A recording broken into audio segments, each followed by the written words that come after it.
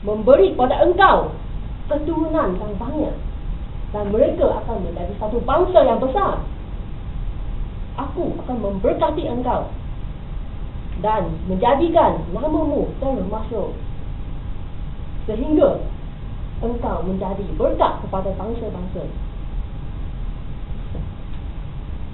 Abraham berumur 75 tahun ketika dia meninggalkan Haran menurut perintah Tuhan kepadanya, dan Abraham telah berangkat ke tanah Kanaan bersama-sama Sarah isterinya, Lot anak saudaranya, dan membawa semua harta benda serta hamba yang mereka perolehi di Haran.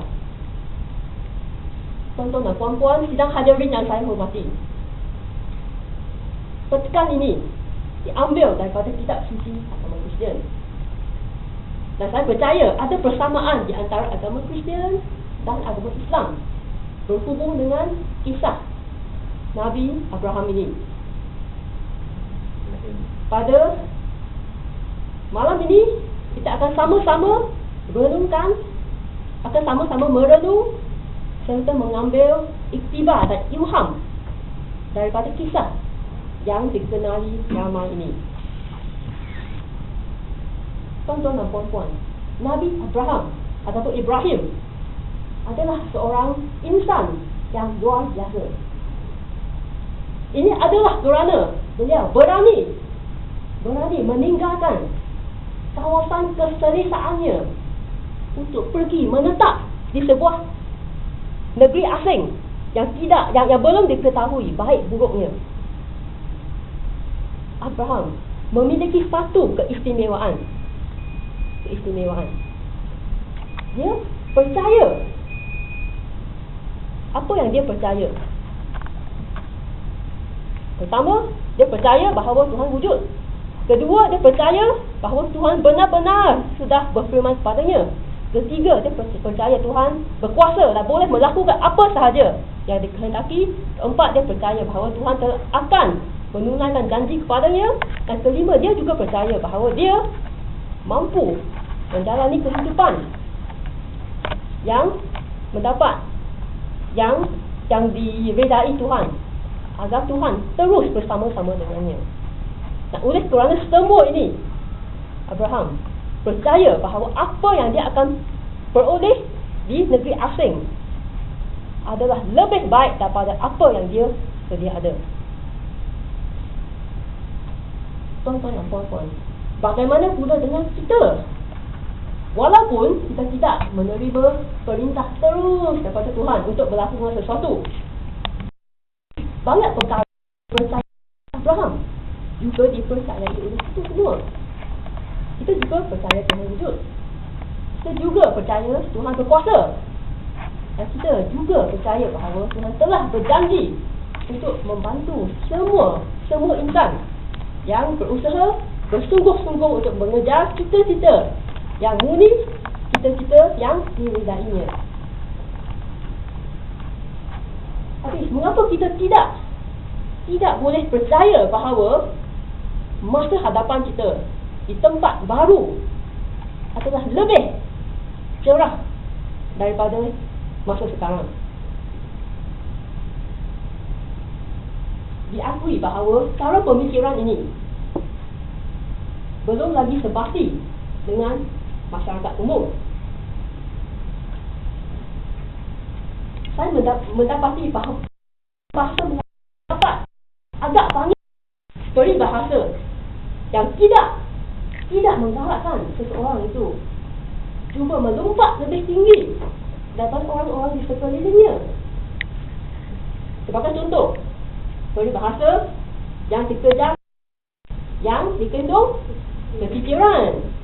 Dan ada juga satu peribahasa yang berbunyi seperti berikut: jika payung panjang sejengkal, jangan diduga.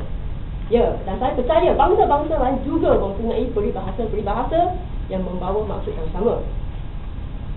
Tetapi tuan-tuan dan puan-puan, cara pemikiran ini sudah tidak sesuai dengan masa kini. cara pemikiran ini hanya sesuai untuk manusia pada zaman purba, tidak sesuai untuk zaman moden. Kenapa? Ini adalah kerana pada zaman moden, jika kita tidak mengambil suatu kesempatan, orang lain akan merebut kesempatan itu dan mereka akan berjaya dan meninggalkan kita jauh ke belakang. Sebaliknya, jika kita mengubah cara berfikir dan mengubah sikap kita, boleh kita dapat mencapai kejayaan yang jauh lebih besar. Dan kita dapat merasai kepuasan hidup ini sepuas-puasnya. Dan kejayaan yang kita capai itu bukan untuk diri kita sahaja. Seperti Nabi Abraham, kita dapat membawa berkat kepada insan-insan yang lain. Ahli-ahli Kak pidato perdana yang sudah agak lama bersama-sama dengan Kak ini akan ingat pada satu peristiwa yang berlaku pada zaman silam, lebih kurang 8 bulan yang lepas. Silam kan? Ya. Pada masa itu, Kak kita telah membuat satu keputusan yang menakjubkan, iaitu untuk keluar menjadi sebuah klub bebas tanpa bergabung dengan mana-mana pertubuhan yang besar. Itu kehilangan seperti Nabi Abraham di negeri asing. Kita tidak mempunyai apa-apa. Tak ada rangka untuk mengendalikan perjumpaan. Tak ada idea apa program yang patut dijalankan. Tak ada bahan, apa pun tak ada. Tapi kita mempunyai satu keistimewaan. Apa itu? Itu kita percaya bahawa masa hadapan Kak ini lebih cerah, lebih hebat daripada masa lampau. Dan pada malam ini, Kak Datuk Perdana mengadakan perjumpaan kali ke-18 versi 2.0. Dan sepanjang masa ini, sejak bulan April, kita telah mengadakan perjumpaan yang lebih pelbagai, lebih menarik, lebih berkesan dan mendapat sambutan yang lebih baik. Dan apa yang paling menarik ialah kadar kemasukan ahli baru juga telah pun meningkat berbanding pada masa dahulu. Dan untuk saya, ini adalah seperti satu negeri baru yang Tuhan telah tunjukkan kepada kita. Tapi tuan-tuan dan puan-puan, pengembaraan ini tidak berakhir di sini sahaja. Tidak lama lagi, Saudara Haji Anwar akan meninggalkan kawasan keserisan keluar untuk menerajui sebuah klub baru. Dan beliau akan berasa serba kehilangan dan keluarganya lebih asing. Sebenarnya beliau boleh memilih untuk terus ada di sini. Tapi tak sama umur dia muda. Ya. Anwar 56. Beliau boleh memilih untuk terus ada di sini, untuk terus menikmati sajian-sajian program yang dihidangkan. Tetapi beliau berani melangkah keluar untuk memulakan sesuatu yang baru kerana beliau percaya bahawa masa cerah daripada masa sekarang. Beri tepukan Pak Haji Anwar. Ya, dan dengan cara ini Datuk Perdana dapat terus berkembang sehingga ia dapat membawa kepada Malaysia. Tuan-tuan dan puan-puan, sebelum saya mengundurkan diri, saya ingin anda semua bermimpi, berhayal, membayangkan anda melakukan sesuatu perkara yang sangat luar biasa, yang luar biasa, yang sangat hebat, yang anda impi-impikan selama ini. Dan apabila anda melangkah keluar daripada bilik ini, anda perlu mengambil tindakan.